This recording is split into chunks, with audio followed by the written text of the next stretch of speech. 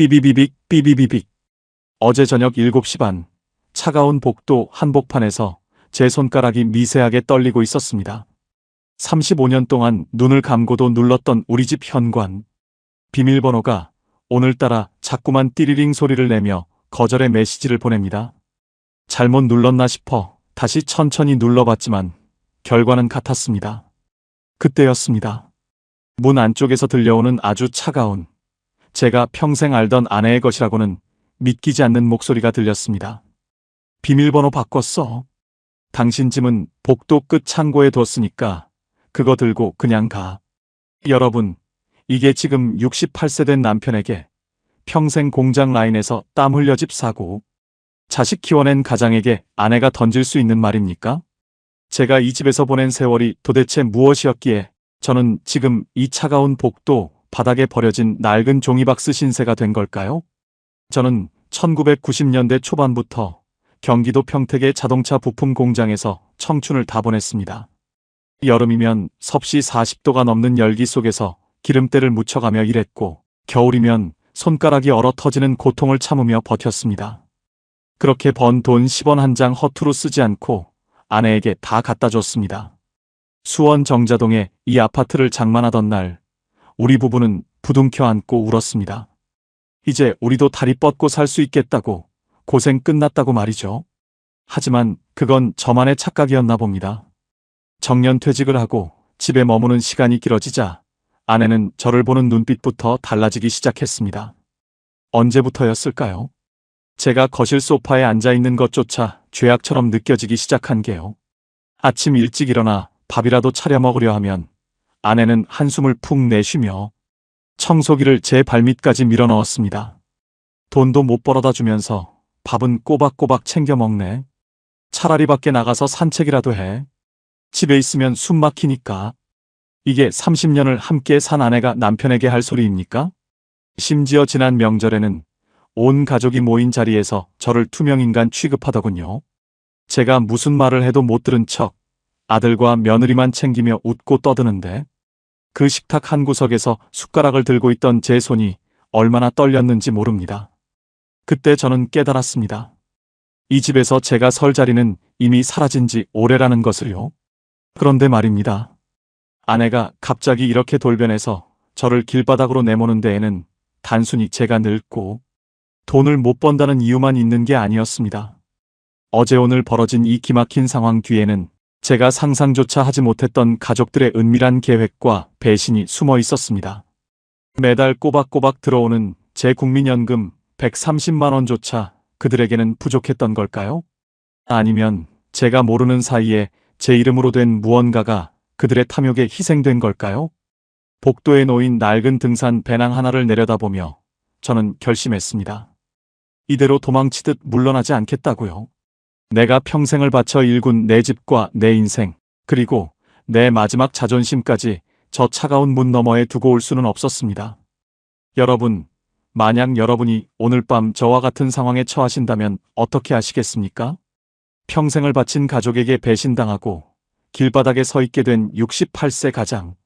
제가 이 비극적인 상황을 어떻게 헤쳐나갔을까요? 제가 끝내 그들에게 무릎을 꿇고 비참한 최후를 맞이했을까요? 아니면 기적처럼 제 인생의 주도권을 되찾아왔을까요? 오늘 제 이야기는 단순히 한 노인의 억울한 사연이 아닙니다. 지금 이 순간에도 노후 자금과 자식 걱정, 그리고 배우자와의 갈등으로 소가리를 하고 계신 모든 시니어분께 드리는 마지막 경고이자 현실적인 조언입니다. 자식에게 다 퍼주고 빈 껍데기만 남은 분들, 혹은 아내의 눈치를 보며 오늘 하루를 견디고 계신 분들이라면 제 이야기에 귀를 기울여 주십시오. 과연 그 문 너머에서 어떤 추악한 진실이 저를 기다리고 있었는지, 그리고 제가 선택한 마지막 한 수가 무엇이었는지 지금부터 하나씩 공개하겠습니다.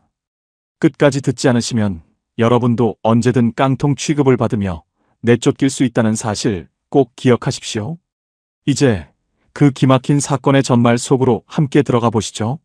제가 처음 평택의 그 자동차 부품 공장에 입사했던 게 1990년 봄이었습니다.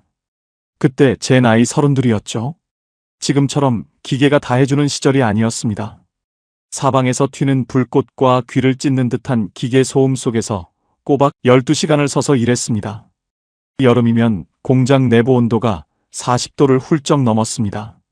작업복은 늘 소금기로 하얗게 절어 있었고 퇴근길 버스에 앉으면 기름 냄새가 진동을 했습니다.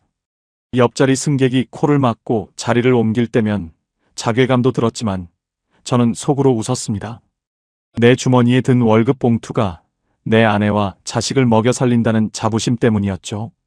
그렇게 35년을 버텼습니다. 손가락 마디마디가 굵어지고 무릎 연골이 다 닳아 없어질 때까지요.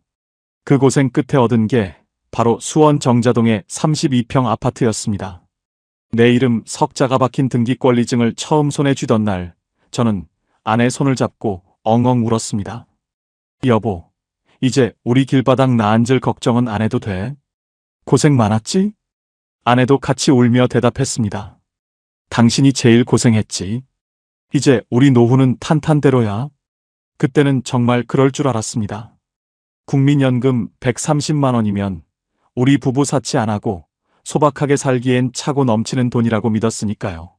그런데 말입니다. 문제는 그 다음이었어요. 화려한 은퇴식이 끝나고 딱 석 달이 지났을 때였습니다. 처음 한두 달은 정말 천국 같았습니다. 새벽 4시 반에 알람 소리에 놀라 깨지 않아도 되고 꽉 막힌 경수대로를 통과해 평택까지 운전하지 않아도 됐으니까요. 아침마다 서호공원을 산책하고 들어오면 아내가 차려주는 따뜻한 밥상이 저를 기다리고 있었습니다. 하지만 사람이 매일 산책만 하고 살 수는 없더라고요. 슬슬 몸이 근질거리고 할 일이 없어지니 거실 소파가 제 주 무대가 됐습니다. 어느 날인가 제가 TV 채널을 돌리고 있는데 주방에서 설거지를 하던 아내의 뒷모습이 유난히 딱딱해 보였습니다. 당신 오늘 종일 집에 있을 거야? 밖에 친구들이라도 좀 만나러 나가지 그래. 아내의 그 말은 걱정이 아니라 귀찮음이 섞인 명령이었습니다. 처음에는 제가 잘못 들었나 싶어 웃으며 넘겼습니다. 에이, 친구들도 다 바쁘지. 나 이제 좀 쉬어도 되잖아. 평생을 밖에서만 돌았는데. 그러자 아내가 설거지통에 그릇을 쾅 하고 내려놓더군요. 그 소리에 가슴이 철렁했습니다. 쉬는 것도 정도가 있지. 삼시세끼밥 차려주는 사람 생각은 안 해? 당신 연금 130만 원 나오는 거, 그거 식비로 다 나가는 거 몰라? 알고 보니 그게 아니었어요. 아내에게 저는 이제 든든한 가장이 아니라 자기 일상을 방해하고 밥이나 축내는 짐덩어리가 되어가고 있었습니다. 아내 눈을 못 마주치겠더라고요. 평생 돈 벌어다 줄 때는 단 한 번도 들어보지 못한 말투였습니다. 여기서 중요한 게 있어요. 여러분, 혹시 삼식이라는 말 아시죠? 은퇴하고 집에서 세 끼 다 챙겨 먹는 남편을 비하하는 그 말이요. 저는 제가 그 주인공이 될 줄은 꿈에도 몰랐습니다. 은퇴 전에는 아내가 제 건강 걱정을 입에 달고 살았습니다. 여보, 공장 공기 안 좋은데 마스크 꼭 써요. 보약 한 채 지어줄까?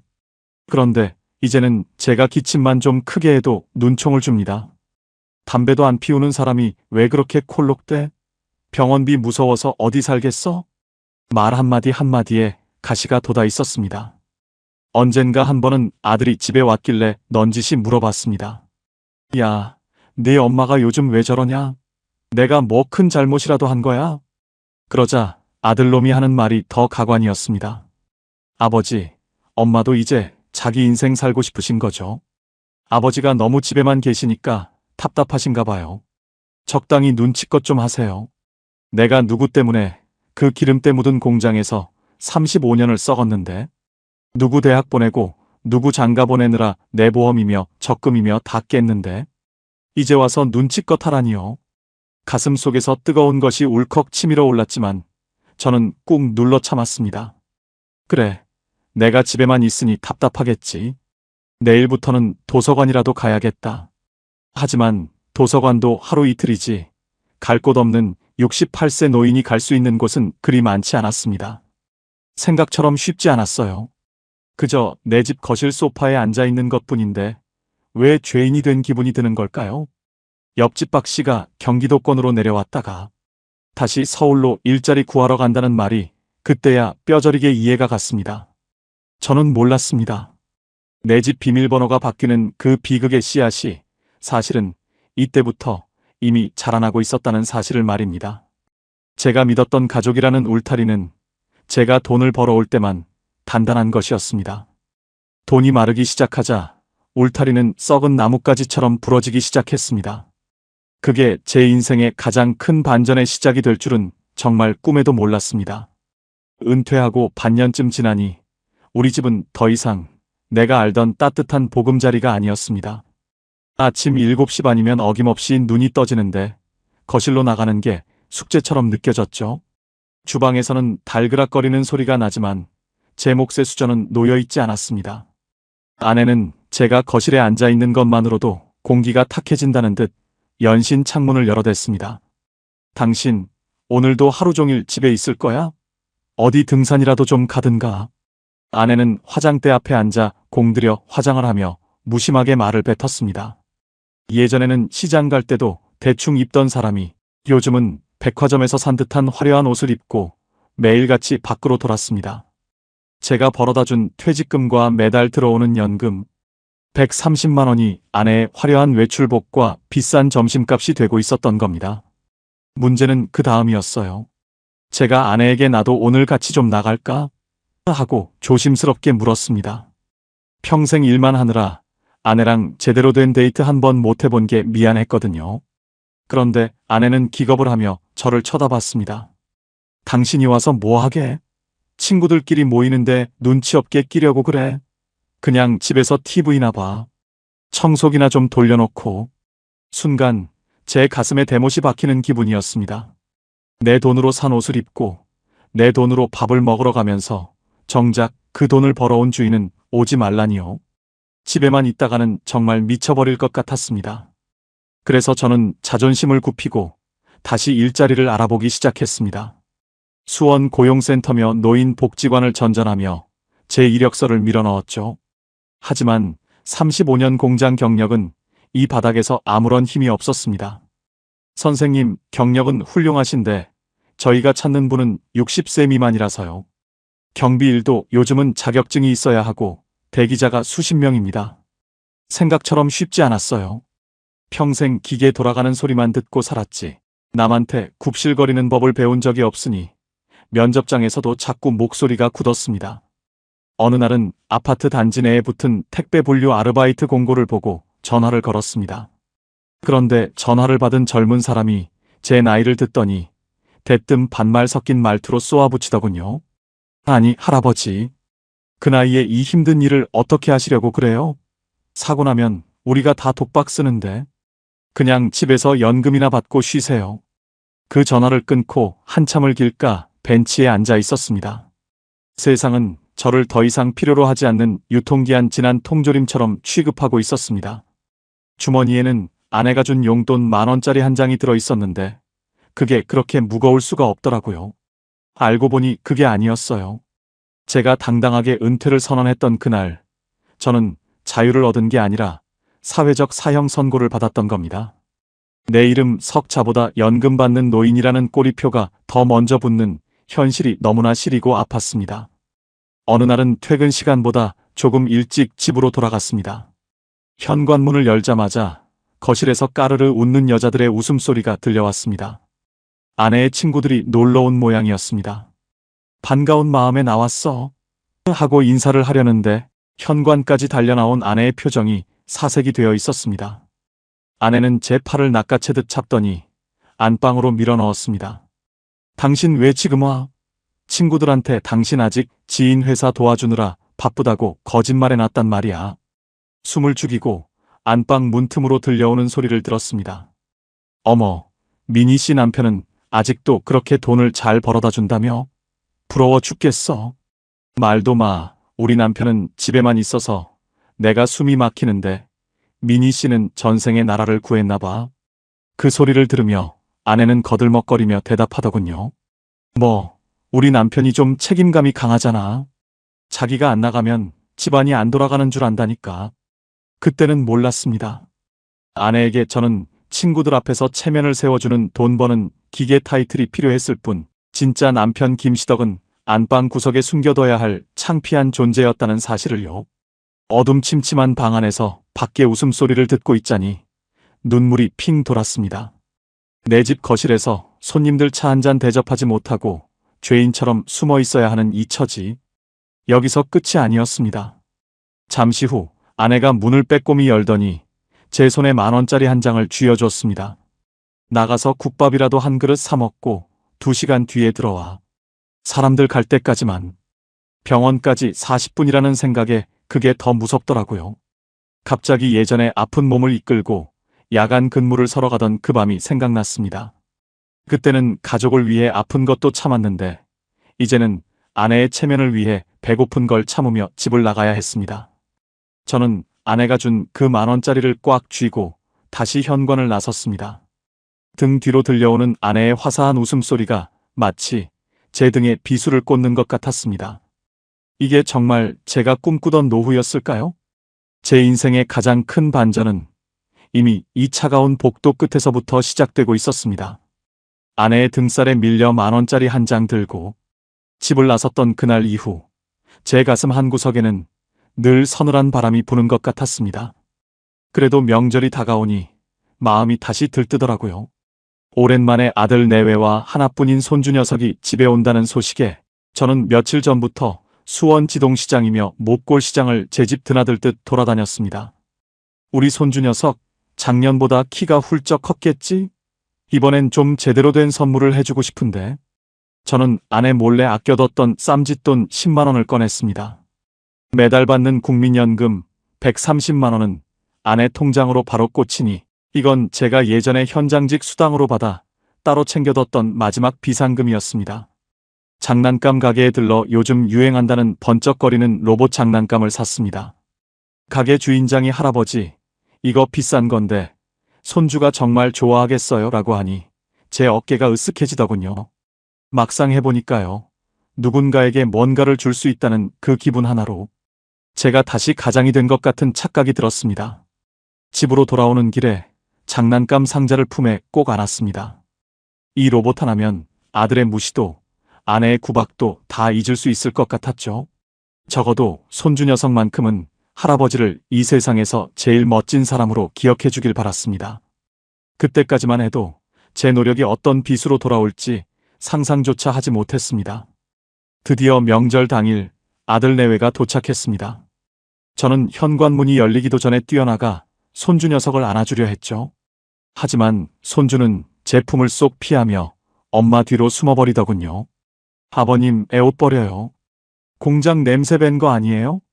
며느리가 웃으며 던진 말에 제 팔은 허공에서 갈 길을 잃고 멈췄습니다. 분위기를 바꿔보려 제가 당당하게 장난감 상자를 내밀었습니다. 자, 할아버지가 우리 준이 주려고 제일 비싼 거 샀다. 어때? 멋있지? 로봇을 본 손주의 눈이 반짝이는가 싶더니 옆에서 지켜보던 며느리의 표정이 싹 굳었습니다. 아버님, 요즘 애들은 이런 거 안 가지고 놀아요. 이건 구식 모델이잖아요. 차라리 이런 거 살 돈 있으면 학원비나 50만원 정도 보태주시지. 생각처럼 쉽지 않았어요. 제가 정성껏 준비한 선물이 순식간에 돈 낭비가 되어 거실 한 구석으로 밀려났습니다. 아들은 옆에서 사과 한 조각을 씹으며 엄마 말이 맞아요, 아버지. 요즘 애들 눈높이가 얼마나 높은데? 라며 거들더군요. 아내는 아예 대놓고 핀잔을 주었습니다. 거봐, 내가 돈 아끼라고 했지? 저 양반은 꼭 저렇게 쓸데없는데 돈을 쓴다니까. 당신 보험료 낼 돈도 모자란 판에 말이야. 제 얼굴은 달아오른 화덕처럼 붉어졌습니다. 그저 고생했다는 말 한마디, 고맙다는 눈인사 한 번이면 충분했는데 저는 그날 제 집에서 가장 가난하고 초라한 사람이 되어 있었습니다. 결정적인 사건은 저녁 식사 자리에서 터졌습니다. 아내가 정성껏 차린 갈비찜을 앞에 두고 가족들이 둘러앉았죠.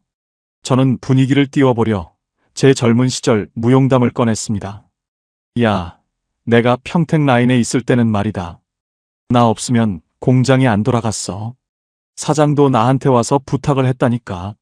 제 말이 끝나기도 전에 아내가 숟가락을 탁 놓으며 면박을 주었습니다. 지금은 아무것도 안 하는 양반이 옛날 얘기는 해서 뭐해? 애들 듣기 싫게. 그때였습니다. 제 무릎 위에서 밥을 먹던 손주 녀석이 천진난만한 표정으로 저를 올려다보며 물었습니다. 할아버지, 우리 엄마가 그러는데 일 안 하면 거지라던데 할아버지도 거지야? 식탁 위로 정적이 흘렀습니다. 순간 제 심장이 멈추는 것 같았습니다. 준아, 그게 무슨 소리니? 제가 간신히 입을 떼자 아이는 아무것도 모른다는 듯 말을 이어갔습니다. 할머니랑 엄마가 아까 안방에서 그랬잖아. 할아버지는 이제 돈도 안 벌어오고 밥만 축내는 거진데 할머니가 불쌍해서 데리고 사는 거라고. 나중에 알았는데요. 그건 아이의 착각이 아니었습니다.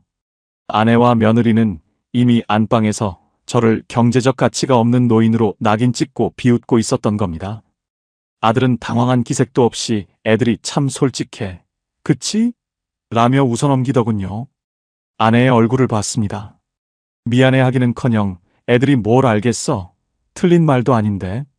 당신이 좀 참아라며 비웃음 섞인 표정을 짓고 있었습니다. 아내 눈을 못 마주치겠더라고요. 식탁 아래로 내려다본 제 손은 거칠고 갈라져 있었습니다.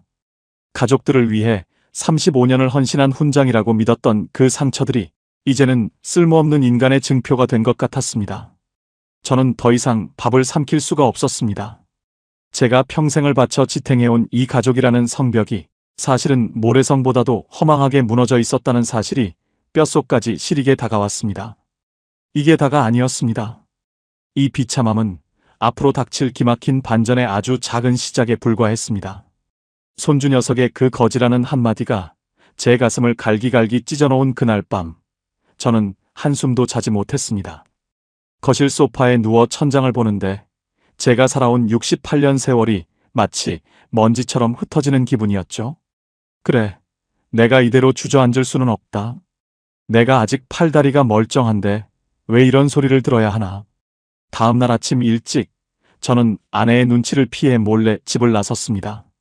수원역 근처에 있는 시니어 로컬푸드 직매장과 복지관 일자리 센터를 뒤지기 시작했습니다. 하지만 35년 공장 기술자였던 저에게 돌아오는 건 나이가 너무 많으시네요 라는 차가운 거절뿐이었습니다. 예상과 완전히 달랐습니다. 평생 기름때 묻히며 일했으니 어디든 저 하나 써줄 곳은 있을 줄 알았는데 세상은 이미 저를 유효기간 지난 기계 취급하고 있었죠. 터덜터덜 걷다 보니 발길이 닿은 곳은 예전에 가끔 들렀던 팔달문 근처의 낡은 인력사무소였습니다. 거기서 기적처럼 예전에 평택 공장에서 함께 일했던 후배 녀석을 만났습니다. 지금은 작은 정밀 기계 업체를 운영한다는 그 친구가 제 손을 덥석 잡더군요. 아니, 김 반장님, 여기서 뭐 하십니까? 저희 공장에 마침 노련한 기술자가 필요해서 사람 찾고 있었는데. 그 말을 듣는 순간 가슴 속에서 뜨거운 것이 울컥 올라왔습니다. 나 같은 늙은이도 괜찮겠나? 나 이제 몸도 예전 같지 않은데. 무슨 말씀을요? 반장님 실력이면 지금 애들 가르치면서 충분히 하실 수 있습니다. 이것만으론 부족했습니다. 저는 제 실력을 증명하기 위해 그 자리에서 바로 다음 날부터 출근하겠다고 약속했습니다. 다시 작업복을 입고 평택으로 향하는 광역버스에 몸을 실었을 때의 그 기분은 말로 다할 수 없습니다. 새벽 5시 반, 차가운 공기가 폐부 깊숙이 들어오는데 그게 그렇게 달콤할 수가 없더라고요.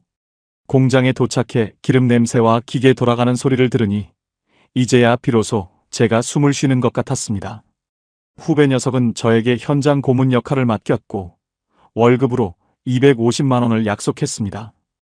매달 나오는 국민연금 130만 원의 이 월급까지 합치면 이제 아내 눈치 안 보고 당당하게 살 수 있을 것 같았죠. 첫 월급을 받던 날, 저는 통장에 찍힌 숫자를 보고 또 보고 했습니다. 그래, 김시덕. 너 아직 안 죽었다. 너 아직 가장이야. 저는 그 길로 수원역 근처 백화점에 들러 아내의 화장품 세트와 며느리의 영양제를 샀습니다. 집으로 돌아가는 발걸음이 구름 위를 걷는 듯 가벼웠습니다. 여기서 끝이 아니에요. 혹시라도 나중에 몸이 아파서 가족들에게 짐이 될까봐 노후 보험도 하나 더 알아보고 제 이름으로 가입을 마쳤습니다. 이제는 돈을 벌고 있으니 아내도 다시 예전처럼 저를 존중해주고 손주 녀석도 저를 거지라고 부르지 않겠죠. 집에 도착해 선물을 내밀자 아내의 눈이 휘둥그레졌습니다. 당신, 이거 다 뭐야? 어디서 돈이 나서 이런 걸 사와? 제가 다시 일을 시작했다는 말을 하자 아내의 태도가 눈에 띄게 부드러워졌습니다. 어머, 정말? 당신 대단하네. 역시 우리 남편밖에 없어. 그날 저녁 식탁에는 오랜만에 제가 좋아하는 고기 반찬이 올라왔습니다. 아내의 상냥한 말투, 아들의 존경 어린 눈빛. 저는 그게 진심인 줄로만 알았습니다.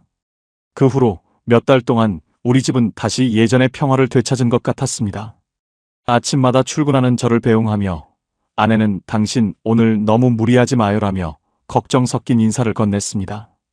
아들은 가끔 전화를 걸어 아버지, 요즘 일하시는 거 힘들지는 않으세요? 라며 안부를 물었죠. 저는 그동안의 서운함이 눈 녹듯 사라지는 기분이었습니다.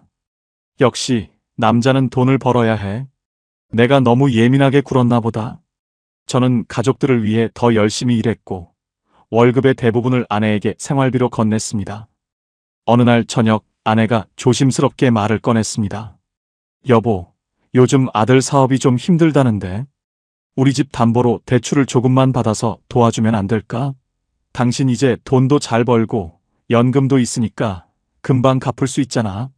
예전 같았으면 단칼에 거절했을 텐데 요즘 분위기가 너무 좋다 보니 제 마음도 느슨해져 있었습니다. 그래, 우리 아들이 힘들다는데 아버지가 도와줘야지. 얼마나 필요한데? 아내는 환하게 웃으며 제 손을 잡았습니다. 당신 정말 고마워. 역시 당신은 우리 집의 기둥이야. 그때는 몰랐습니다. 아내의 그 따뜻한 손길이 사실은 저를 벼랑 끝으로 밀어넣기 위한 유혹이었다는 것을요. 제가 다시 일을 시작하고 돈을 벌어오기 시작하자 가족들은 저를 다시 쓸만한 담보물로 보기 시작했던 겁니다. 병원까지 40분이라는 생각에 그게 더 무섭더라고요. 갑자기 예전에 읽었던 기사가 생각났지만 저는 그 불길한 예감을 무시했습니다. 내 가족이니까, 내가 사랑하는 아내와 아들이니까 믿어도 된다고 스스로를 다독였습니다. 하지만 그 믿음은 머지않아 제 인생에서 가장 뼈아픈 배신으로 돌아오게 됩니다. 아직 남은 게 있었어요. 제가 상상조차 하지 못한 그들의 진짜 계획 말입니다. 다시 일을 시작하고 석 달째 되던 날, 저는 제 인생에서 가장 평온한 아침을 맞이했습니다. 매달 25일이면 들어오는 국민연금 130만 원에 후배 공장에서 받는 월급 250만 원까지 합치니 통장이 꽤 묵직해졌거든요. 아침 7시 반, 예전처럼 아내의 눈치를 보며 슬금슬금 일어나는 게 아니라 당당하게 기지개를 켜며 일어났습니다. 주방에서는 보글보글 찌개 끓는 소리가 들리고 고소한 생선 굽는 냄새가 거실 가득 퍼졌습니다. 여보, 국 식기 전에 얼른 와서 앉아요. 오늘 평택까지 가려면 든든히 먹어야지.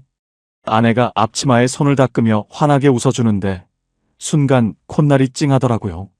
은퇴하고 삼식이 소리 들으며 눈칫밥 먹던 그 서러운 세월이 순식간에 보상받는 기분이었습니다. 식탁 위에는 제가 좋아하는 굴비가 놓여 있었고 아내는 연신 제 밥 위에 살점을 발라 올려주었습니다. 문제는 여기서 끝이 아니었습니다. 단순히 밥상이 달라진 게 아니라 집안 전체의 공기가 바뀌어 있었습니다. 아내는 예전처럼 외출복을 빼입고 밖으로 도는 대신 집안일을 살뜰히 챙기며 저를 회장님 모시듯 극진히 대했습니다. 당신 요즘 고생하는데 내가 보험 하나 좋은 거 알아봤어. 나중에 당신 아프면 자식들 손 안 벌리게 우리가 미리 준비해야지. 그 말 한마디에 저는 이 사람이 정말 내 노후를 걱정해 주는구나 싶어 무한한 신뢰를 보냈습니다. 주말에는 아들 내외와 손주 녀석이 과일 상자를 들고 찾아왔습니다. 명절 때 저를 거지라고 불러 제 가슴을 후벼 팠던 그 손주 녀석이 이제는 제 다리에 매달려 애교를 부리더군요. 할아버지가 세상에서 제일 멋져요. 나 이거 장난감 사주세요. 며느리도 예전에 그 싸늘했던 태도는 어디 갔는지 제 손을 꼭 잡으며 살갑게 굴었습니다. 아버님, 요즘 공장 일 힘들지는 않으세요? 저희가 더 잘 모셔야 하는데 늘 죄송해요. 생각처럼 쉽지 않았어요. 그 사람 마음이라는 게 참 간사해서 그렇게 무시당하고 상처받았으면서도 가족들이 웃어주니 그게 다 내 잘못인 것만 같고 미안해지더라고요. 아들은 식사 후에 베란다에서 저와 담배 한 대를 태우며 조심스럽게 속마음을 털어놨습니다. 아버지, 사실 저번에 손주가 했던 말. 제가 사업이 너무 안 풀려서 집에서 술 마시며 했던 실언을 애가 배운 거예요. 정말 죽을 죄를 졌습니다. 아들의 눈시울이 붉어지는 걸 보니 제 마음도 사르르 녹아내렸습니다. 당신 혼자 보내면 거기서 쓰러질 것 같아서. 아내가 옆에서 거들며 제 등을 토닥여주는데 저는 제가 세상에서 가장 행복한 가장이라고 믿어 의심치 않았습니다. 제가 다시 능력을 발휘해서 가족을 지탱하고 있다는 자부심, 그리고 가족들이 저를 다시 기둥으로 인정해준다는 안도감이 저를 눈멀게 했습니다. 아직 남은 게 있었어요. 그 행복이 사실은 제가 가진 마지막 남은 껍데기까지 벗겨가기 위한 거대한 연극이었다는 사실을요. 행복에 취해 있던 어느 날 저녁, 아내가 거실에서 차를 내오며 진지하게 말을 꺼냈습니다. 여보, 우리 아들이 이번에 새로 추진하는 지원금 사업이 있는데 담보가 조금 모자란데. 당신 명의로 된 이 집 공동 명의로 바꾸면 세금도 줄이고 아들 대출 보증도 설 수 있다는데 어떻게 생각해요? 평소 같으면 자다가도 일어날 만큼 조심해야 할 일이었지만 그날의 저는 달랐습니다. 내 아들이 다시 일어서겠다는데 아비가 이 집 하나 못 내주랴? 아내는 이미 서류를 다 준비해둔 상태였습니다. 당신 귀찮게 안 할게. 인감도장이랑 신분증만 주면 내가 구청 가서 싹 정리하고 올게. 당신은 공장 일에만 신경 써. 저는 아무 의심 없이 안방 장롱 깊숙이 숨겨뒀던 인감도장을 아내에게 건넸습니다. 아내는 도장을 받아주며 세상을 다 얻은 듯한 미소를 지었죠. 저는 그 미소가 저를 향한 고마움인 줄로만 알았습니다. 그때는 몰랐습니다. 그 인감도장이 제 인생의 마지막 사형 선고를 찍는 도구가 될 줄은 꿈에도 상상하지 못했습니다. 혹시 이런 분 계세요? 가족이니까, 내 자식이니까 믿고 인감도장 맡기신 분들이요. 지금 생각해보면 그날의 제 손은 제 무덤을 파고 있었습니다. 아내의 다정한 말투, 아들의 눈물 어린 사과, 손주의 애교. 그 모든 것이 제 인감도장을 끌어내기 위한 완벽한 각본이었다는 사실을 깨닫는 데는 그리 오랜 시간이 걸리지 않았습니다. 평화로운 수원의 노을 아래 저는 제가 만든 가짜 천국에서 그렇게 깊은 잠에 빠져 있었습니다. 폭풍이 몰아치기 전 가장 고요했던 그 밤이 제 인생의 마지막 평화였습니다. 그런데 말입니다. 인생은 제 편이 아니었습니다. 그때 그 서류를 다시 확인했어야 했습니다. 평택 공장에서 잔업까지 마치고 밤 9시 반쯤 녹초가 되어 집에 돌아온 날이었습니다. 평소 같으면 환하게 불이 켜져 있어야 할 거실이 이상하게 어두컴컴하더군요. 아내는 안방에서 누군가와 낮은 목소리로 통화를 하고 있었습니다. 식탁 위를 무심코 봤는데 노란색 봉투 하나가 덩그러니 놓여 있었습니다. 법원에서 온 경매 개시 결정 통지서였습니다. 심장이 덜컥 내려앉는다는 게 어떤 기분인지 그때 처음 알았습니다. 손이 덜덜 떨려서 봉투를 뜯는데 종이 찢는 소리가 천둥 소리처럼 크게 들리더군요. 채권자가 은행이 아니라 처음 들어보는 제3금융권 업체였고 채권 최고액은 무려 3억 5천만 원이 찍혀 있었습니다. 그때는 몰랐습니다. 제가 믿고 맡겼던 인감도장이 제 집을 지키는 도구가 아니라 제 목을 죄는 밧줄이 되어 돌아올 줄은요. 아내가 말했던 공동명의는 허울뿐이었고 실제로는 제 명의의 집을 담보로 아들의 사업 자금 대출을 최대치로 끌어다 쓴 것이었습니다. 여보, 이게 다 뭐야? 이 종이 뭐야? 제가 소리를 지르며 안방 문을 박차고 들어가자 아내는 전화를 끊으며 아주 차가운 표정으로 저를 쳐다봤습니다. 보면 몰라. 아들 살리려고 좀 썼어. 당신 어차피 죽을 때 이 집 아들 줄 거잖아. 순간 마음이 철렁했어요. 아내의 입에서 나온 말은 미안함이 아니라 오히려 당당한 요구였습니다. 아들 사업이 망하게 생겼는데 그럼 보고만 있어? 당신 이제 돈도 벌고 연금 130만 원도 나오는데 이자 좀 내면서 살면 되잖아. 옆방에서 기척을 죽이고 있던 아들놈이 슬그머니 기어나왔습니다. 아버지, 죄송해요.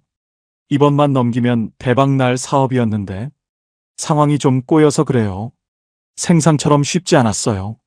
저는 아들의 멱살을 잡고 싶었지만 힘없이 떨리는 제 손에는 그럴 기운조차 남아있지 않았습니다. 제가 평생 공장 라인에서 허리가 휘어라 일하며 지켜온 이 집이 단 몇 달 만에 남의 손에 넘어가게 생긴 겁니다. 아내는 한술 더 떠서 제 가슴에 대못을 박더군요. 당신이 진작에 좀 도와줬으면 이런 사채까지는 안 썼지. 당신이 짠돌이처럼 굴어서 애가 고생한 거 생각 안 해? 알고 보니 그게 아니었어요.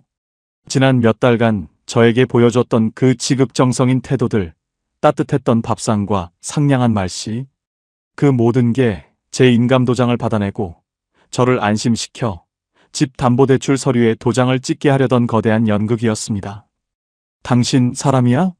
어떻게 나한테 이럴 수가 있어? 제 절규에 아내는 비웃듯이 대답했습니다. 사람? 당신은 우리가 사람으로 보였어? 그냥 돈 벌어오는 기계였지. 이제 그 기계도 수명이 다 된 것 같네. 그 차가운 한마디에 제 영혼이 바닥으로 추락하는 기분이었습니다. 솔직히 포기하고 싶었습니다. 그날 밤 저는 집을 뛰쳐나와 수원역 근처를 정처 없이 헤맸습니다. 화려한 네온사인 아래 지나가는 사람들은 모두 행복해 보이는데 저는 갈 곳 없는 미아가 된 것 같았죠. 주머니에는 아내가 제 허락도 없이 해약해버린 보험 해약 환급금 안내 문자만 가득했습니다. 노후에 아프면 쓰려고 아껴둔 그 돈마저 이미 아들의 이자를 갚는데 다 쓰였더군요. 여기서 끝이 아니었습니다. 가장 무서운 건 제가 믿었던 가족이 저를 인간이 아닌 도구로만 생각했다는 사실이었습니다. 예전에 동료가 했던 말이 머릿속을 맴돌았습니다. 갈 곳 없는 노인이 기댈 곳은 결국 돈밖에 없는데 저는 그 돈도 집도 가족도 한순간에 잃어버린 겁니다. 병원까지 40분이라는 생각에 그게 더 무섭더라고요. 만약 여기서 내가 쓰러지면 저 사람들은 나를 병원에 데려다 줄까? 아니면 이대로 사라지길 바랄까? 혹시 이런 분 계세요? 가장 믿었던 사람에게 뒤통수 맞고 세상이 무너지는 기분 느껴보신 분요? 그 새벽 저는 수원역 대합실 의자에 앉아 결심했습니다. 이대로 죽을 수는 없었습니다. 나를 깡통 취급하고 내 인생을 통째로 가로채려 한 그들에게 제가 살아있음을 보여줘야 했습니다. 비록 수중에 남은 건 매달 들어올 국민연금 130만 원뿐이었지만 그게 제 마지막 반격의 씨앗이 될 줄은 그때까지만 해도 저조차 몰랐습니다. 인생은 제 편이 아니었지만 저는 이제 제 편이 되어주기로 했습니다. 폭풍의 눈 한복판에서 저는 제 인생의 마지막 전쟁을 준비하기 시작했습니다. 집안은 순식간에 아수라장이 되었습니다. 거실 한복판에 뿌려진 경매 통지서를 보며 저는 피눈물을 흘렸는데 아들놈은 고개를 푹 숙인 채 제 눈을 피하기 바빴습니다. 야, 이놈아! 내가 어떻게 애비한테 이럴 수가 있어? 내가 평생을 어떻게 지켜온 집인데? 제가 목이 터져라 소리를 지르자 방에서 구경만 하던 며느리가 슬그머니 나오더니 한마디를 툭 던지더군요. 아버님, 소리 좀 지르지 마세요. 애 놀라잖아요. 그리고 아버님이 능력이 있으면 좀 도와주시면 되잖아요. 요즘 세상에 자식 사업 도와주는 게 뭐 대단한 일이라고. 그 며느리의 차가운 표정을 보는 순간 제 머릿속의 줄이 툭 끊어지는 기분이었습니다. 문제는 여기서 끝이 아니었습니다. 아내까지 가세해서 저를 몰아세우는데 그 목소리가 낯설기만 했습니다. 당신 그렇게 돈돈할 거면 그냥 나가. 우리가 알아서 할 테니까. 평생을 가족을 위해 살아온 대가가 고작 돈돈거리는 노인네 취급이라니요. 제가 아들 사업 자금 대느라 그동안 깨버린 보험이 몇 개며 생활비 한 푼 안 남기고 갖다 준 연금이 얼마인데 가장 가까운 사람들에게 칼을 맞는 기분이 이런 거구나 싶었습니다. 아내 눈을 못 마주치겠더라고요. 분노보다 더 큰 배신감이 저를 덮쳐왔습니다. 그날 이후 저는 집안에서 투명인간보다 못한 존재가 되었습니다. 화서동 공원이며 수원천 변을 정처 없이 떠돌다 밤늦게 들어가면 아내와 아들 내외는 거실에서 과일을 깎아 먹으며 웃음꽃을 피우고 있었습니다. 제가 현관에 들어서도 누구 하나 오셨어요 하는 말 한마디 없었습니다. 오히려 제가 거실로 들어서면 아내는 노골적으로 인상을 쓰며 자리를 피했습니다. 알고 보니 그게 아니었어요. 아내는 이미 저를 내보내고 집을 처분한 돈으로 아들과 함께 지방으로 내려가 식당이라도 차릴 계획을 세우고 있었습니다. 자기들끼리 모여서 속닥거리는 소리가 안방 문 너머로 새어나왔습니다. 엄마, 아버지는 어떻게 해?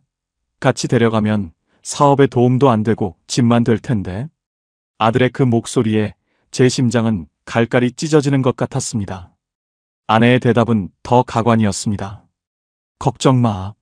저 양반은 자기 이름으로 나오는 국민연금 130만 원이 있잖아. 그거면 혼자 고시원이라도 들어가 살겠지. 우리가 챙길 만큼 챙겼으니까 이제 각자 갈 길 가야지. 가족이라는 이름의 울타리가 아니라 저를 등쳐먹기 위해 모인 약탈자들처럼 느껴졌습니다. 생각처럼 쉽지 않았어요. 당장 짐을 싸서 나가고 싶었지만 제가 평생 일궈온 이 집의 벽지 한 장, 문고리 하나에도 제 땀이 배어 있어서 발길이 떨어지지 않았습니다. 결국 운명의 그날이 오고야 말았습니다. 평택 공장에서 녹초가 되어 돌아온 어제 저녁이었습니다. 평소처럼 도어락에 손을 대고 익숙한 번호를 눌렀습니다. 그런데 삐비비빅하는 경고음만 들릴 뿐 문은 요지부동이었습니다. 순간 마음이 철렁했어요. 다시 한번 천천히 눌러봤지만 결과는 같았습니다. 안에서 인기척이 느껴져 문을 두드렸습니다. 민희야, 여보, 나야. 문 좀 열어봐. 비밀번호가 안 맞아. 한참 뒤에 문 안쪽에서 아내의 싸늘한 목소리가 들려왔습니다. 비밀번호 바꿨어. 당신 짐은 복도 끝 창고에 뒀으니까 그거 들고 그냥 가. 우리 이제 남남이니까. 복도 끝 창고 앞에 놓인 낡은 등산 배낭 하나. 그게 제가 35년 동안 가족을 위해 일한 퇴직금의 전부였습니다. 배낭 안에는 제 작업복 몇 벌과 낡은 신발, 그리고 영양제 몇 병이 전부더군요. 갈 곳 없는 노인네가 갈 수 있는 곳은 결국 길바닥뿐이었습니다. 여기서 중요한 게 있어요. 여러분, 자식에게 다 퍼주고 배우자만 믿고 사는 게 얼마나 위험한 일인지 아십니까? 저는 그 차가운 아파트 복도 한복판에서 제 인생이 통째로 부정당하는 기분을 느꼈습니다. 혹시 이런 분 계세요? 평생을 바친 내 집에서 쫓겨나 본 적이 있으신 분요? 눈물이 앞을 가려 계단에 주저앉았습니다. 수중에 든 건 이번 달 받은 월급과 연금이 들어온 통장 하나뿐. 하지만 그 배신의 구렁텅이 속에서도 제 가슴 깊은 곳에서 무언가 꿈틀대기 시작했습니다. 이대로 죽을 수는 없었습니다. 저를 버린 그들이 후회하게 만들 마지막 힘을 모아야 했습니다. 현관문 너머로 들리던 아내의 차가운 목소리를 뒤로하고 저는 복도 끝에 던져진 낡은 등산 배낭을 맸습니다. 어디로 가야 할지, 무엇을 해야 할지 아무런 생각도 나지 않더군요. 수원 정자동 우리 집 앞마당을 지나는데 제가 심어놓은 화초들이 달빛을 받아 유난히 파랗게 보였습니다. 내가 저 꽃들 물 주느라 얼마나 애를 썼는데 이제는 남의 집 꽃이 되었구나. 저는 정처 없이 걷다 보니 팔달산 자락 아래 행궁동 근처 낡은 여인숙 골목까지 흘러들어갔습니다. 하룻밤에 3만 원이라는 허름한 방에 배낭을 내려놓으니 방 안가득 찌든 곰팡이 냄새가 코를 찔렀습니다. 35년을 가족을 위해 헌신하고 얻은 결과가 고작 이 좁고 어두운 방이라니 헛웃음이 나오더군요. 예전에 공장 동료가 자식한테 집 해주고 쫓겨나며 했던 말이 머릿속을 맴돌아 잠을 이룰 수 없었습니다. 생각처럼 쉽지 않았어요. 분노가 치밀어 올라 당장이라도 다시 집으로 달려가 문을 부수고 싶었지만 제 몸은 물에 젖은 솜처럼 무거웠습니다. 주머니에는 아까 여인 숙비를 내고 남은 10,000원짜리 몇 장이 전부였죠. 아내에게 모든 경제권을 맡기고 보험, 해약 환급금까지 아들에게 다 퍼준 제 손에 남은 건 아무것도 없었습니다. 아내 눈을 못 마주치겠더라고요. 그 말은 사실 제가 아니라 나중에 제가 그들을 마주했을 때 그들이 제 눈을 피하게 만들어야겠다는 다짐으로 변하기 시작했습니다. 그렇게 뜬 눈으로 밤을 지새우고 맞이한 새벽, 제 낡은 휴대폰에서 띠링하고 알람이 울렸습니다. 매달 25일 어김없이 찾아오는 제 유일한 희망의 신호였습니다. 국민연금공단, 김시덕님 국민연금 130만 원 입금 완료. 그 숫자를 보는 순간 멈췄던 제 심장이 다시 뛰는 기분이었습니다. 여기서 중요한 게 있어요. 사실 저는 몇 달 전 아내의 태도가 심상치 않다는 걸 느끼고 수령 계좌를 아내와 같이 쓰던 생활비 통장에서 제 개인 비상금 통장으로 미리 바꿔놓았거든요. 만약 그때 제가 그 조치를 하지 않았더라면 이 130만 원마저 아내의 손으로 들어가 아들의 사채 이자를 갚는 데 쓰였을 겁니다. 아, 이게 내 마지막 생명줄이구나. 130만 원이라는 돈이 누군가에게는 적을지 몰라도 지금의 저에게는 이 세상 무엇보다 든든한 무기였습니다. 알고 보니 그게 아니었어요. 저는 제가 빈털터리인 줄 알았는데 국가가 매달 제 통장에 꽂아주는 이 연금만큼은 누구도 뺏어갈 수 없는 제 권리였습니다. 저는 그 길로 근처 편의점에 가서 따뜻한 도시락 하나를 샀습니다. 눈물 젖은 밥을 씹으며 저는 결심했습니다. 그래, 김시덕. 너 아직 안 죽었다. 이 돈으로 다시 시작하는 거야. 비록 집은 잃었을지언정 제 이름으로 된 이 소중한 권리는 절대로 포기하지 않겠다고 다짐하고 또 다짐했습니다. 배를 채우고 나니 비로소 제 처지가 객관적으로 보이기 시작했습니다. 제가 아내에게 넘겨준 인감도장과 신분증으로 그들이 저지른 일들을 되돌려야 했습니다. 저는 무작정 수원시청 근처에 있는 무료 법률 상담소를 찾아갔습니다. 선생님, 제가 제 발로 도장을 찍어줬어도 이게 사기가 될 수 있습니까? 상담원은 제 이야기를 묵묵히 듣더니 서류 몇 장을 내밀더군요. 문제는 여기서 끝이 아니었습니다. 상담원은 제 아파트가 이미 경매로 넘어갈 위기이긴 하지만 명의 변경 과정에서 제가 속았다는 증거가 있다면 소송을 통해 제 몫을 찾을 수 있다고 했습니다.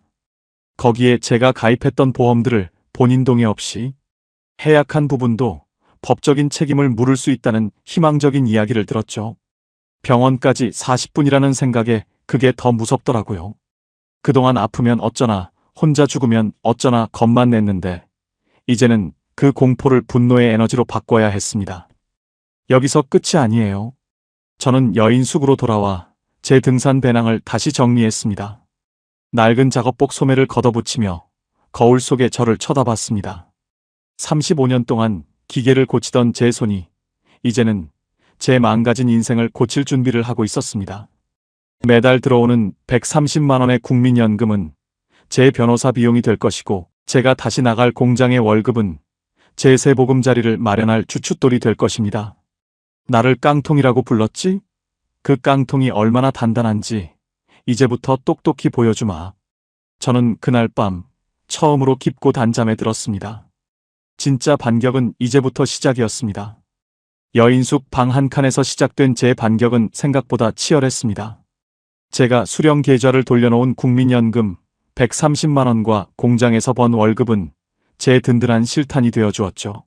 저는 그 돈을 쪼개어 변호사를 선임했고 아내와 아들을 상대로 명예 변경, 무효 소송과 재산 분할 청구를 시작했습니다. 처음 법원 서류를 받은 아내에게서 전화가 왔을 때 그 떨리는 목소리를 잊을 수 없습니다. 당신 진짜 미쳤어? 가족끼리 법정까지 가겠다는 거야? 그깟 집이 뭐라고 이 난리를 쳐? 예전 같았으면 그 서슬 퍼런 기세에 눌려 미안하다 소리부터 나왔겠지만 이번엔 달랐습니다. 가족? 내 집 비밀번호 바꾸고 나를 길바닥에 버릴 때 당신들 입에서 가족이라는 말이 나왔나? 나는 이제 당신들 남편도 아비도 아니야. 그저 내 권리를 찾는 한 사람일 뿐이지. 문제는 여기서 끝이 아니었습니다.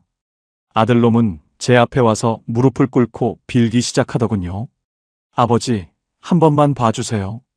이 소송 때문에 제 대출 연장이 안 돼서 정말 길바닥에 나앉게 생겼어요. 그 눈물을 보는데 마음이 약해지지 않았다면 거짓말이겠죠. 하지만 그때 제 머릿속을 스친 건 복도 끝 창고 앞에 던져져 있던 제 낡은 등산 배낭이었습니다. 저는 아들의 손을 차갑게 뿌리쳤습니다. 내 인생 내가 책임져라.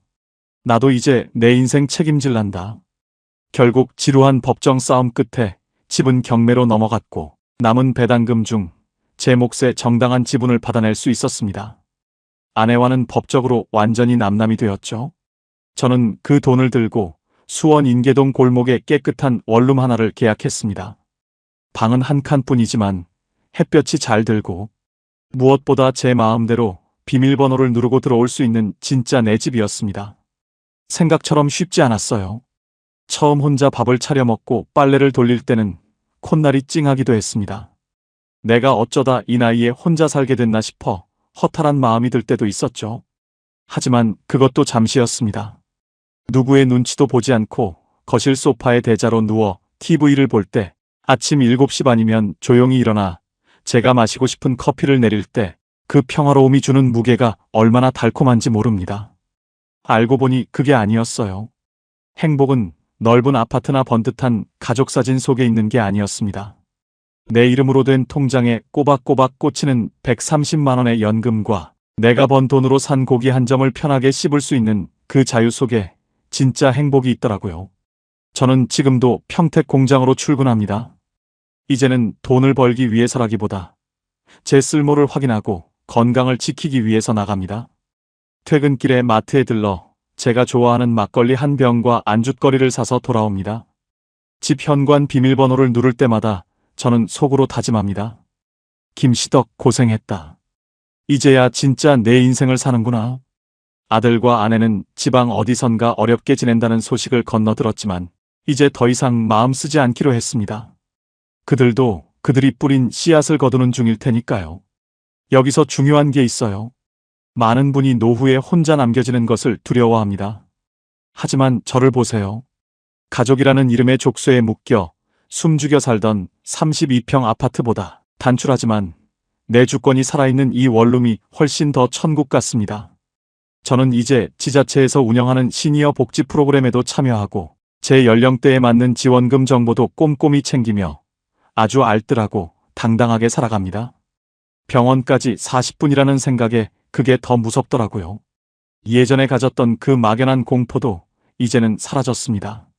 저는 제 이름으로 된 든든한 보험이 있고 비상시를 대비한 적금도 조금씩 모으고 있으니까요. 제 노후는 이제 누구의 손에도 맡겨져 있지 않습니다. 오로지 제 손에 꽉 쥐어진 130만 원의 연금과 제 굳건한 의지가 저를 지켜주고 있습니다. 여기서 끝이 아니에요. 이 평화로운 정착지는 저에게 끝이 아니라 새로운 시작입니다. 누군가에게는 초라해 보일지 모를 이 작은 방이 저에게는 세상에서 가장 안전한 요새입니다. 저는 이제야 비로소 가장이 아닌 김시덕이라는 한 사람으로 온전히 서게 되었습니다. 이게 바로 제가 수많은 시행착오 끝에 도달한 가장 현실적이고도 위대한 결론입니다. 가족의 배신이라는 지옥을 지나 저는 이제야 진짜 제 삶의 주인이 되었습니다. 여러분, 제 이야기가 그저 운 나쁜 한 노인의 신세 한탄처럼 들리시나요? 에이, 그래도 우리 집은 안 그래. 우리 애들은 착해. 지금 그렇게 생각하고 계신다면 그게 바로 비극의 시작일 수 있습니다. 저도 평택 공장에서 기름때 묻히며 35년을 일할 때만 해도 제가 이런 대접을 받을 줄은 꿈에도 몰랐거든요. 그때는 몰랐습니다. 가족이라는 울타리가 제가 돈을 벌어다 줄 때만 따뜻한 곳이었다는 사실을요. 아내 눈을 못 마주치겠더라고요. 제 집 거실에서 투명인간 취급받으며 쫓겨나던 그 비참한 기분, 여러분은 평생 모르고 사셨으면 좋겠습니다. 하지만 현실은 냉혹합니다. 은퇴 후 내 손에 쥔 돈이 없으면 30년을 함께 산 아내도 내가 목숨 걸고 키운 자식도 나를 깡통 취급하기 마련입니다. 알고 보니 그게 아니었어요. 자식은 내가 키워준 은혜를 갚는 존재가 아니라 자기 살 길 찾기 바쁜 또 다른 타인일 뿐입니다. 혹시 지금 자식 사업 자금이나 손주 학원비 때문에 여러분의 연금 통장이나 집 담보를 고민하고 계신가요? 냉정하게 말씀드리겠습니다. 그 돈을 내주는 순간 여러분의 노후는 끝장나는 겁니다. 다시는 나 같은 사람이 나오지 않길 바라는 마음으로 제가 겪으며 배운 뼈아픈 진실을 전해드리려 합니다. 첫 번째로 꼭 기억하세요. 어떤 일이 있어도 내 명의로 된 집과 인감도장은 절대 남의 손에 맡기지 마십시오. 가족끼리 의심하면 안 되지라는 그 안일한 생각이 여러분을 길바닥으로 내몹니다. 저도 아내를 믿고 도장을 맡겼다가 3억 5천만 원이라는 거대한 빚더미와 경매 통지서를 받았습니다. 부부 사이라도 경제적 주권만큼은 확실히 나누고 내 몫은 내가 지켜야 합니다. 여기서 중요한 게 있어요. 여러분이 받는 국민연금 130만 원. 그게 작아 보이죠? 하지만 그 130만 원은 자식이 주는 용돈 10만 원보다 100배, 1000배 더 힘이 셉니다. 내 수중에 현금이 꼬박꼬박 꽂혀야 집에서도 큰 소리를 칠 수 있고 밖에서도 당당하게 밥 한 끼 사 먹을 수 있습니다. 자식이 사업한다고, 손주가 대학 간다고 그 연금 계좌를 담보로 대출을 받는 어리석은 짓은 절대 하지 마세요. 자식은 자기 인생을 사는 거고 여러분은 여러분의 노후를 버텨내야 합니다. 생각처럼 쉽지 않았어요. 자식이 힘들다는데 외면하는 게 부모 마음으로 얼마나 아픈 일인지 저도 잘 압니다. 하지만 내가 먼저 살아야 자식도 나중에 짐을 덜게 되는 겁니다. 내가 빈털터리가 되어 자식 집에 얹혀 사는 순간 그 집은 지옥이 됩니다. 그게 바로 제가 수원역 인근 여인숙을 전전하며 뼈저리게 느낀 현실입니다. 내 통장에 든 돈이 내 마지막 자존심이고 내 자식을 효자로 만드는 가장 확실한 보험이라는 사실을 잊지 마십시오. 두 번째는 건강과 정보입니다. 병원까지 40분이라는 생각에 그게 더 무섭더라고요. 혼자 아플 때 돌봐줄 사람이 없다는 공포, 저도 겪어보니 정말 끔찍했습니다. 그래서 저는 지금 혼자 살면서도 제 이름으로 된 의료보험과 복지 혜택을 꼼꼼히 챙깁니다. 정부에서 지원하는 시니어 지원금이나 건강검진 프로그램 같은 정보를 모르는 건 죄가 되더군요. 아는 만큼 내 노후가 편안해진다는 걸 이제야 알았습니다. 여기서 끝이 아니에요. 자식에게 내 노후를 의탁하겠다는 생각은 오늘 이 시간 이후로 깨끗이 지우십시오. 내가 나를 책임질 수 있을 때 가족들도 비로소 나를 존중합니다. 저는 이제 130만 원의 연금으로 누구의 눈치도 보지 않고 제 밥상을 차립니다. 비록 화서동 그 넓은 아파트는 잃었지만 저는 제 영혼의 주권을 되찾았습니다. 여러분의 노후 자금은 여러분의 생명줄입니다. 반전은 여기서 시작됩니다. 내가 나를 지키기 시작할 때 멀어졌던 자식들도 다시 조심스럽게 다가오고 아내와의 관계도 비로소 대등해질 수 있습니다. 비굴하게 빌어서 얻는 평화는 가짜입니다. 당당하게 내 몫을 챙기고 내 권리를 주장할 때 비로소 진짜 노후의 안식이 시작됩니다. 저처럼 비밀번호 바뀐 현관문 앞에서 통곡하지 마시고 지금 당장 여러분의 통장 비밀번호부터 철저히 숨기십시오. 그게 여러분이 평생 바쳐온 헌신을 지키는 유일한 길입니다. 제 이야기가 여러분의 가슴 속에 작은 경종이 되었기를 간절히 바랍니다. 평생을 바쳐 일군 내 집에서 비밀번호가 바뀌어 쫓겨나던 그날, 수원 정자동 아파트를 뒤로하고 행궁동 낡은 여인숙에서 보냈던 그 첫날 밤을 저는 평생 잊지 못합니다. 가족을 위해 35년 동안 기름때 묻히며 살았던 세월이 한순간에 부정당했을 때 제 가슴은 텅 빈 깡통처럼 차갑게 식어버렸습니다. 하지만 여러분, 저는 그 절망의 구렁텅이에서 다시 일어섰습니다. 누군가는 68세 나이에 혼자 사는 게 처량하다고 말할지도 모릅니다. 하지만 인계동 작은 원룸에서 누구의 눈치도 보지 않고 끓여먹는 된장찌개 냄새가 예전 그 넓은 아파트에서 먹던 고기 반찬보다 훨씬 더 구수하고 편안합니다. 혼자만 그런 게 아닙니다. 지금 이 순간에도 배우자의 눈치를 보거나 자식의 빚을 갚느라 속이 타들어가는 분들이 많으실 겁니다. 아내 눈을 못 마주치겠더라고요라며 고개 숙이고 계신가요? 절대 기죽지 마십시오. 여러분이 살아온 헌신은 그 누구도 함부로 평가할 수 없는 위대한 시간입니다. 이제는 그 헌신의 방향을 가족이 아닌 여러분 자신에게로 돌려야 할 때입니다. 오늘 제 파란만장한 이야기를 들으시면서 꼭 기억하셔야 할 3가지가 있습니다. 이것만은 여러분의 노후를 위해 꼭 가슴에 새겨두십시오. 첫째, 집 명의와 인감도장은 죽을 때까지 여러분의 손안에 꼭 쥐고 있어야 합니다. 가족이라는 이름의 보험은 때로 가장 잔인하게 해지될 수 있다는 사실을 잊지 마세요. 둘째, 매달 들어오는 국민연금 수령 계좌는 반드시 본인 명의의 단독 계좌로 관리하십시오. 작은 돈이라도 내 수중에 직접 꽂혀야 내 자존심도 내 권리도 지킬 수 있습니다. 셋째, 자식의 대출 보증이나 사업 자금 지원은 여러분의 노후를 통째로 거는 도박과 같습니다. 냉정하게 들리겠지만 내가 먼저 바로 서야 나중에 자식에게 짐이 되지 않는 법입니다. 저처럼 벼랑 끝에 서보고 나서야 깨닫지 마시고 지금부터라도 여러분의 몫을 당당하게 챙기십시오. 지자체에서 운영하는 시니어 복지 프로그램이나 지원금 혜택도 꼼꼼히 알아보시고요. 내 돈이 내 권력이고 내 연금이 내 마지막 효자입니다. 오늘 제 이야기가 여러분의 가슴에 작은 위로와 용기가 되었다면 좋겠습니다. 이 이야기가 필요한 친구나 지인분들께 공유해 주시고 더 많은 시니어의 진짜 노후 이야기를 듣고 싶으시다면 구독과 좋아요 부탁드립니다. 여러분의 노후는 여러분이 주인공입니다. 그 누구에게도 인생의 비밀번호를 쉽게 넘겨주지 마십시오. 긴 이야기 들어주셔서 감사합니다. 오늘도 평안하고 당당한 하루 보내시길 바랍니다.